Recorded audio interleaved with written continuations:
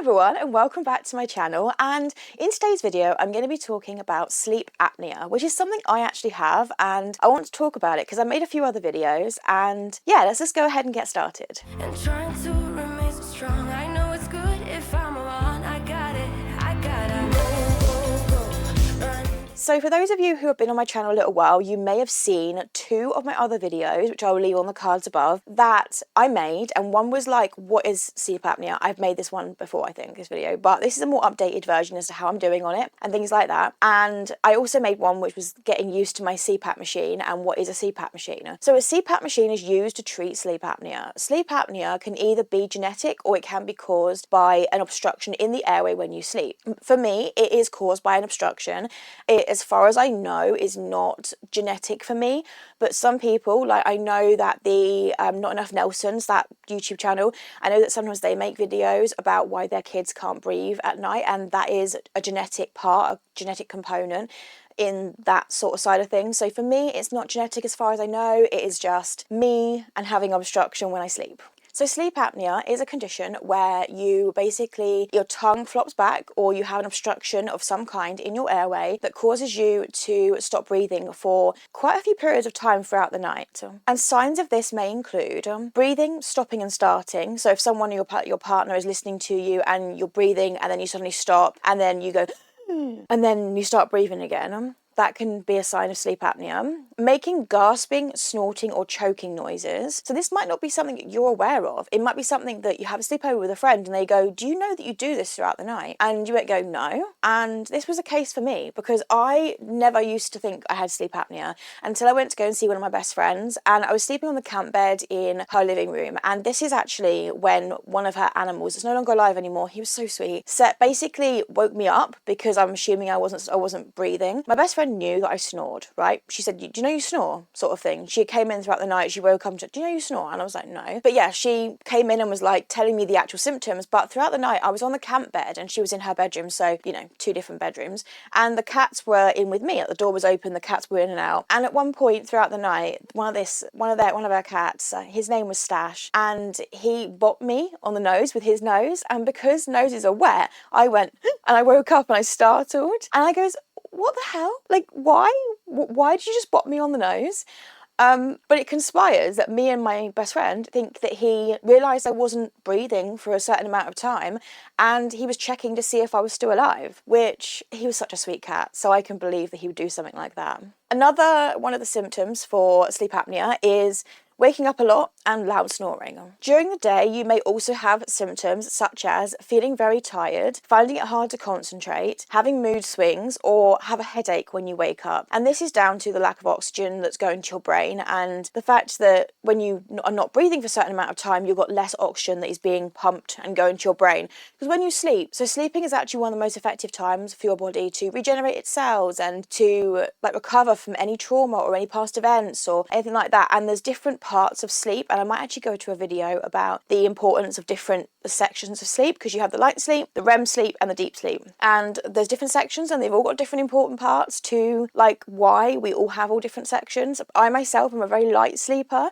so I learned this from my smartwatch, which is actually from the TikTok shop, and I absolutely love it. So I might do a TikTok video reviewing it because I actually love it. It's a lot better. I used to wear a Fitbit, and then when the Fitbit stopped doing all their like games and stuff like that, then I was like, right, I'm going to get a cheap watch. Got a cheap watch from the TikTok shop for £15, and it works so much better than the Fitbit. So I sold my Fitbit, and I'm now going to use that credit towards more things for YouTube. So yeah, I definitely noticed when you go into the app you can actually review your types of sleep, and for me, I'm in light sleep for the majority of my sleep, and that's like 60-70% plus of my sleep is in light sleep. So that explains why I generally need a bit more sleep than most people, because you actually get most of your energy from deep and REM. So yeah, that kind of explains it. So this is NHS advice, UK advice. I don't know how it's done in other countries, but it's important to see your GP if your breathing stops and starts while you sleep. It's important to also see your GP if you make gasping or snorting noises or have any of the symptoms I listed previously in this video. Getting tested for sleep apnea. Now, I've had this done and it was interesting. interesting, definitely. If your GP thinks you might have sleep apnea, they will refer you to a specialist sleep clinic. At the clinic, you'll be given devices to check things like your heart rate and your oxygen levels while you sleep. You can usually do this at home, but sometimes they want you to be in a clinic overnight. For me, it was done at home. I was given a smartwatch wristband to put around my wrist, and it had a little screen on it to say it was on, but it went off really quickly. And so you could click on it to say it was on and whatever. And then there was like a strap that went up my thumb and went around, I think it was around either my thumb or my index finger, and it was measuring my heart rate and my oxygen. I had to have that on all night, but there was times my oxygen dropped below, I think it was below 90. And when your oxygen drops below 90, the wristband vibrates, which then, because I'm a light sleeper, woke me up. So I thought my sleep was really bad because I was like waking up a lot because the watch was vibrating on my wrist and it was causing me to wake up to then breathe. But actually, my sleep apnea is considered to be fairly mild in comparison to all the patients they treat. But still, nevertheless, it's important to be treated, to have the treatment for sleep apnea when you have it. So when you get a score for sleep apnea, you'll get an AHI score. And the way to understand an AHI score is that if you have 5 to 14 events per hour throughout your sleep, I think it is. So this score is like episodes per hour in a night sort of thing. If your score is between 5 to 14, which I think mine was about 6 or 7, it's a mild case of sleep apnea. If you are 15 to 30, it's moderate, and over 30 is severe. So that means over 30 events per hour, every hour for when you're sleeping. So I had a mild case of sleep apnea, but as I said, it's still important to get the treatment. For treatments for sleep apnea, the main treatment is a CPAP machine. A CPAP machine stands for constant positive airway pressure, or continuous positive airway pressure, something like that. It's one of those. And basically it's a mask that you wear on your face, the different types of masks. You can get pillows that go up your nose, you can get a nose shield, which I prefer the nose one, which is just a teeny little triangle that goes around your nose. Your mouth is exposed and it has a strap that goes up here and then it goes around your head to actually keep the mask on your face. There is also the full face mask, which is what a lot of people start with, which goes from above your nose and it goes around your cheeks and it sits like under your mouth here in between your bottom lip and your chin. And that one is a full face shield. It then has a strap that goes across here, a strap that goes across here, and then around the back of your head. That one I found that was okay, especially when I've got a cold. I prefer to use the full face shield, but when I am in a normal situation, don't have a cold, can breathe absolutely fine, I prefer to use just the nasal one, because my issues weren't because I was a mouth breather. My issues were because it was actually an obstruction in my airway further back. So for some people who sleep with their mouth open and they snore, a full face shield is usually recommended. Whereas for me, because as I said, I nose breathe throughout the night, a nasal one was fine, like a nose mask was fine. There are other types of treatment that you can even start if you think you have sleep apnea, but maybe don't want to go to a doctor or can't access a doctor or don't want to have a full-on CPAP machine. Things like a gum shield, which keeps your mouth open.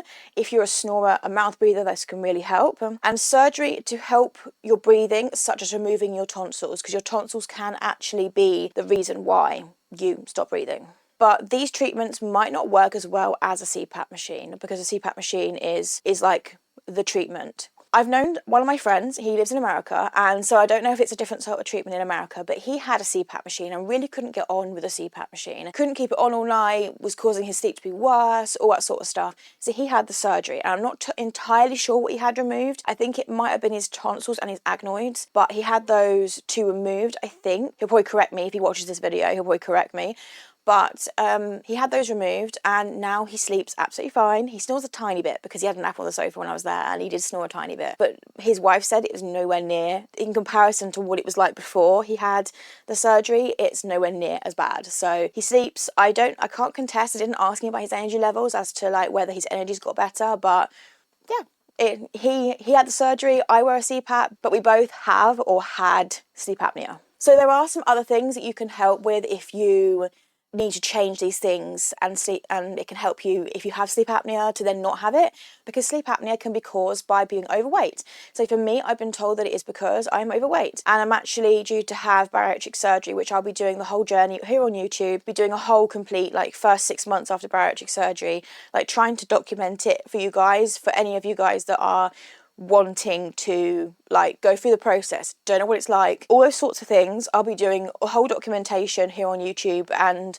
posting it probably towards the end of the year, but we'll see, because my surgery is on the 30th of September, so not too far away when you're watching this video, but long enough that I can't post it anywhere anytime soon, but it will be coming. So some of the things that they say to do with sleep apnea is to try and lose weight if you're overweight, to exercise regularly, so being active can improve your symptoms and helps keep you at a healthy weight, have good sleep habits, like making sure your bedroom is dark and quiet and going to bed and waking up at the same time of day. So sleeping on your side as well, try taping a tennis ball to your back, so when you roll onto your back, you subconsciously will then roll back to your side. Or you can actually buy a specific pillow wedge that will wedge behind your back and keep you like on your side. The things to don't do is don't smoke, don't drink too much alcohol, and don't take sleeping pills unless you have been recommended to take them by your doctor. And now I briefly want to talk about some of the things that sleep apnea can cause as a result of just having sleep apnea and like comorbidities, as I say in the medical field. So it can cause high blood pressure, it can cause type 2 diabetes, depression, and a higher chance of having a serious accident or incident caused by your tiredness.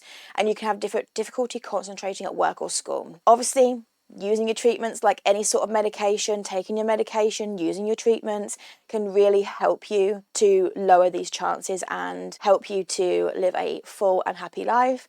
I've noticed that since using my CPAP machine, I have been able to do a lot more throughout the day. I've been able to just live my life to the fullest. I have some days where I particularly have had more events per hour per night and I just need to sleep, and that's been me for the past 5 days. I've been really fatigued, and today seems to be the first day that I'm coming out of it, and lucky for me because today is the day I'm filming this on a day that I post, so I'm lucky that I'm able to sit here, film, get it edited, get it up, and then film more because I want to get ahead of myself. For those of you who don't know, I work at a school and this is coming the summer holidays, so I'm trying to get ahead of myself for when I'm back at work. So yeah, it's all for you guys. But that's the end of today's video. Thank you very much for watching, and please don't forget that I believe in you even if nobody else does.